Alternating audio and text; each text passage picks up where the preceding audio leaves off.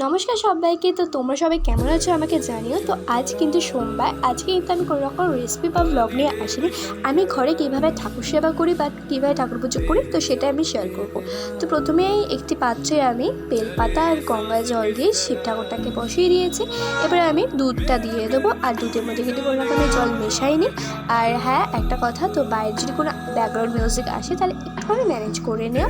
তো এবারে কিন্তু আমি ভালো করে স্নান করে নিয়েছি ঘি টি মাখিয়ে। তো এবার আমি একটা শুকনো কাপড় দিয়ে ভালো করে মুছে নেবো। এবারে আমি সমস্ত ঠিক মানে শিব ঠাকুরের পছন্দের ফুল দিয়ে দেবো, যেমন ধুতরা ফুল, তারপরে হচ্ছে নীলকণ্ঠ, সাদা ফুল, বেলপাতা, এগুলো দিয়ে ভালো করে সাজিয়ে গুজিয়ে নেবো। আর কতটা সুন্দর লাগছে তোমরাই দেখো।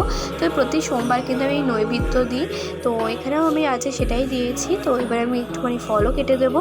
তো আমি কিন্তু এবার একে একে ধূপকাঠি, মোমবাতি, প্রদীপ, তারপরে ধুনো ফুনো সব জ্বালিয়ে দেবো। আর হ্যাঁ, কর্পূরও কিন্তু আমি জ্বালাই। প্রত্যেক দিন সন্ধেবেলাও কিন্তু আমি কর্পূর জ্বালাই, আর সোমবার দিনেও কিন্তু আমি সকাল বিকাল দুবেলাই কর্পূরটা জ্বালাই।